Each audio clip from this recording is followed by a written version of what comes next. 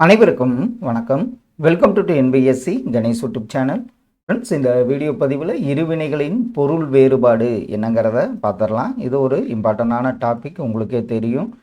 இதில் முக்கியமான இரு வினைகளின் பொருள் வேறுபாடு. இப்போ கேள்வி பார்த்தீங்கன்னா உங்களுக்கு பரி இதனுடைய பொருள் என்னன்னு பாருங்கள். பரினா இறங்கு, இரக்கம் கொள்ளுதல். பரினா அபகரி என பொருள்படும்.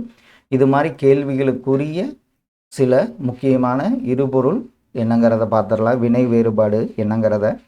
குவிந்து, ஒன்றன் மேல் ஒன்றாக தொடர்ச்சியாக. அதே குவித்துனா சேர்த்து வைத்தல், ஒருமுகப்படுத்துதல். இதில் குவிந்து, இதில் குவித்து. சேர்ந்து, இணைந்து. இதே சேர்த்துனா சேகரித்து, இணைத்து. பணித்து, உத்தரவு கட்டளையிடுதல். இதே பணிந்துனா கட்டுப்படுதல், அடங்கி கீழ்ப்படுதல். பொருந்து, உடன்படு, இணங்கி, இல்லைன்னா ஒத்துப்போதல்னு பொருள்படும். இதே பார்த்திங்கன்னா பொறுத்து அப்படின்னா இணையச்சை. மாறு, வேறுபாடு, இடம் மாறுதல். இதே மாற்றுனா அணிதல், பொறுத்து, பதில், ஈடு, வேறு அப்படின்னு பொருள்படும். அடுத்தது பாருங்க, முடிந்தால் அப்படின்னா இயன்றால். முடித்தால்னா செயலை முடித்த பின்.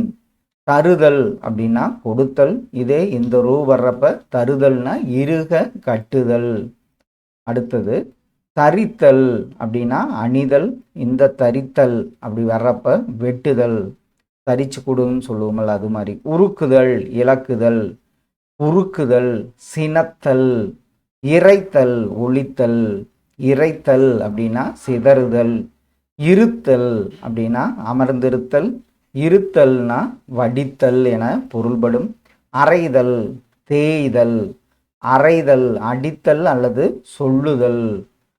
கரைந்து, களத்தல், ஒன்றுமில்லாமல் போதல், நெகிழ்தல், உருகுதல்னு வரும். கரைந்து போறதுன்னு வரப்போ. கரைத்து, காகம் கரைதல், மனதில் பீதி ஏற்படுதல்.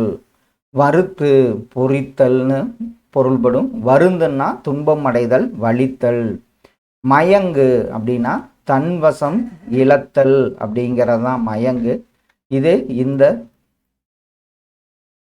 மயக்கு அப்படின்னு வர்றப்படுதுன்னா மயங்கு தன்வசம் படுத்துதல். மயக்குன்னா வசப்படுத்துதல். ஈன்று, பெற்று.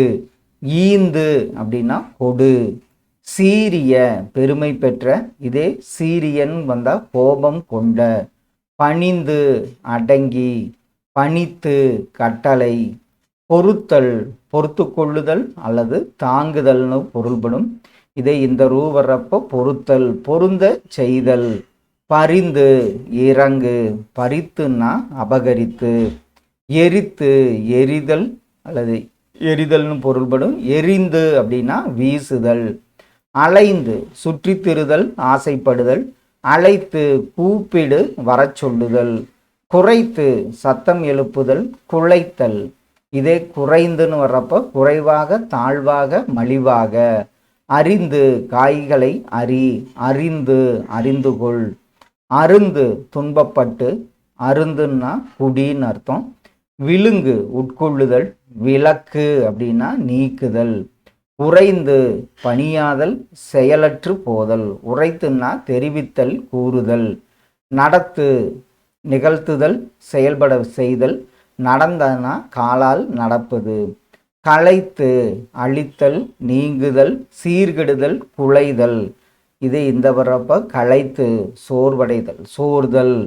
இறத்தல், கையேந்துதல். இறத்தல் அப்படின்னா மரணம். இறங்கு, கருணை காட்டு அப்படின்னு பொருள்படும். அதே இறங்குங்கிறப்ப கீழே வா. ஒழித்து, ஓசை எழுப்புதல்.